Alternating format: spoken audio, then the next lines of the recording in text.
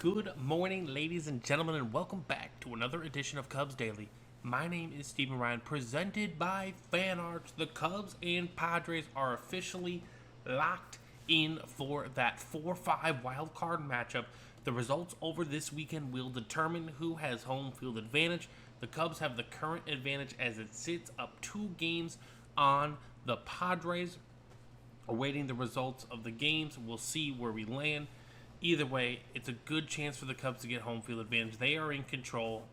One Cub win, one Padres loss, or a combination of the both. Either the Padres lose 2 or the Cubs win 2, and the Cubs will take home field advantage.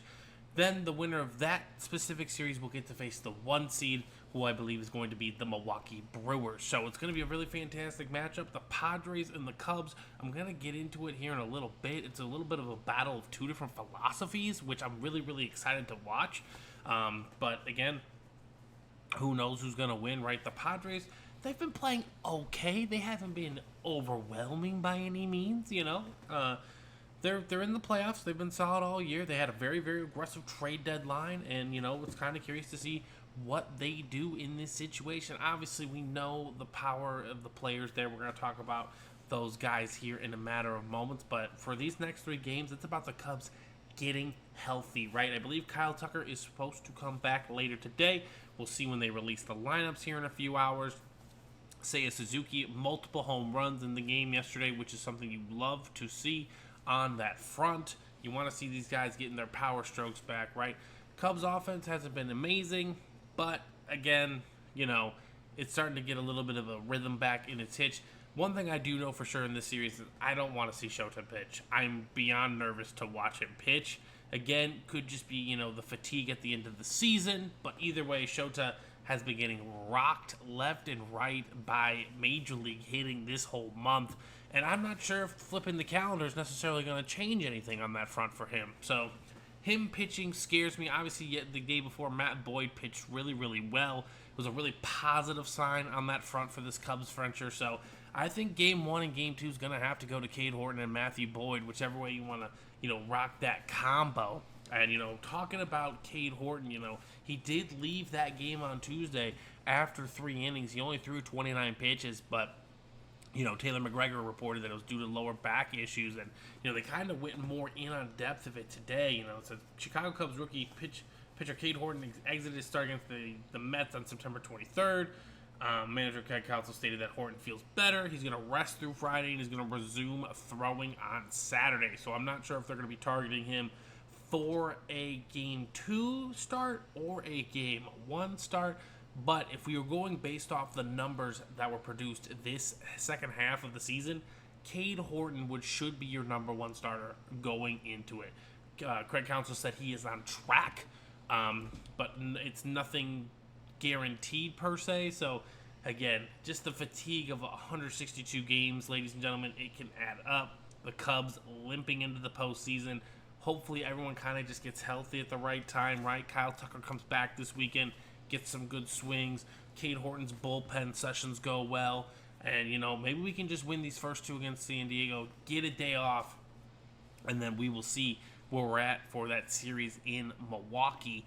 But either way, we know for a fact we're getting Cubs-Padres, and in my heart of hearts, as long as Cade Horton can go out there and compete, I have a feeling he's going to be the Game 1 starter.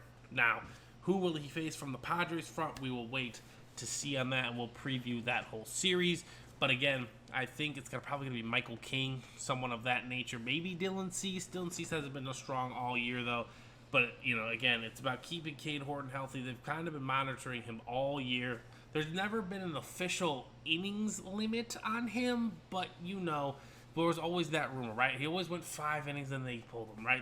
They kind of want to progress him instantly. They want to progress him nicely into the big leagues, because what a lot of people don't understand, well, it's not that they don't understand, maybe they just don't think about it all too much, right? When you're jumping from a collegiate level, right, a high school to collegiate level, you're going to play more games, right? For example, high school baseball, maybe you play like 25 games, right? College baseball, you play 75 to 85, and then you jump to the major leagues. Once you get to the major leagues, you're going to be playing 162 games. That's a lot of output on the body, and especially for a major league talent like Cade Horton. So, again, They wanted to progress him nicely. He had that shoulder injury last year. Everything seems to be clicking for this young man. He has figured it out again. Dominant second half pitcher, and maybe blossoming into the ace that this team desperately needs.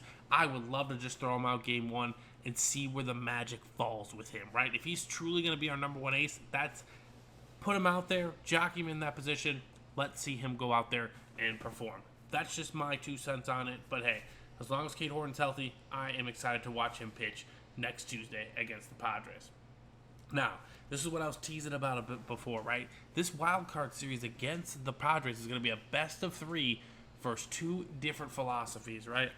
The Cubs, we all thought they were going to be aggressive at the deadline. They kind of, if you want to call it bargain bin shopping, that's one way to put it for sure. But, the Cubs felt like they needed to address, little leaks in their pipeline. You know what I'm saying? Like, they felt like they had the infrastructure in place. They just needed to patch a few holes. The Padres, on the other hand, were very, very aggressive at the deadline, okay? They went out and got Mason Miller. They went out and got Ryan O'Hearn. They got Ramon Laureano, who's going to be out for the wild card round, they said. They were very, very aggressive at the deadline, trying to supplement that lineup and build the depth of that bullpen. They also got J.P. Sears in that deal as well for Mason Miller. So again, 2 different philosophies, and guess what? They're matched up in the first round against each other. I'm very, very curious to see how this one pans out. And we all know the Padres have a lot of great star power, right? Fernando Tatis Jr. is one of the best players in baseball. Obviously, you know what he can do. Whether you like Manny Machado or not, that dude is a lockdown gold glove third baseman who can hit the piss out of the ball, okay? Luis Arraez, one of the best pure actual just hitters of the baseball, right, in the game. Xander Bogaerts, who has had kind of a down year, he's still Xander Bogaerts, guys. Like, these guys get paid the big bucks for this time of the year. So will they come through? That is the question we are all waiting to see. And, I can't not expect that one of those guys, Tatis, Machado, or Bogaerts, are not going to come through in a big way for the Padres. And that's what the Cubs have to mitigate, right? That's what the Craig and the pitching staff have to get together and try and figure out how to combat these guys, right? Because one thing about the postseason is just the stress level is on a different level, ladies and gentlemen.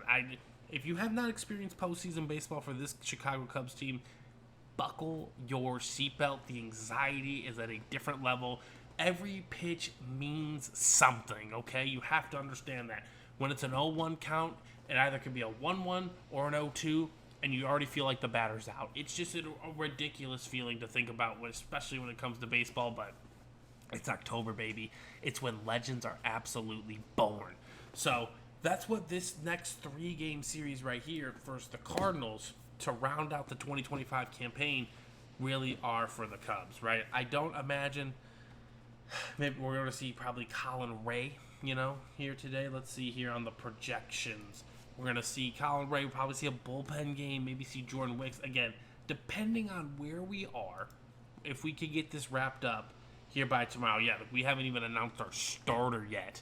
So it looks like we're facing Mr. Mikolas, who last time we faced him, we hit 8 home runs as a team. Yes, I know, not all off of him, but the offense got right against him. So maybe we can just get our confidence back against him as well. And then, we got 2 more games. It looks like they're all going to be at 120.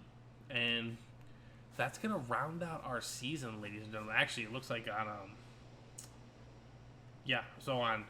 on Sunday it's going to be at 220.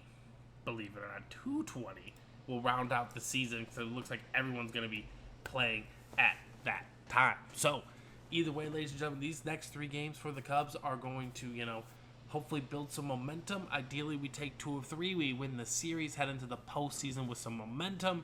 But either way, I am beyond excited. The Padres are a really good team. They're a really good test. And honestly, if the Padres are playing their best and we're playing our best, I think we can beat the Padres. But if the Padres are playing their best and they beat us, they can absolutely go into Milwaukee and win that series as well. Baseball's razor thin on the margins in the postseason, and it's going to be an excellent postseason battle, regardless of the Cubs win or lose. But I'm still beyond excited. And again, If you guys want to check out more of that content, we are going to be going to you daily right here on Cubs Daily. So I hope you all have a fantastic last baseball weekend.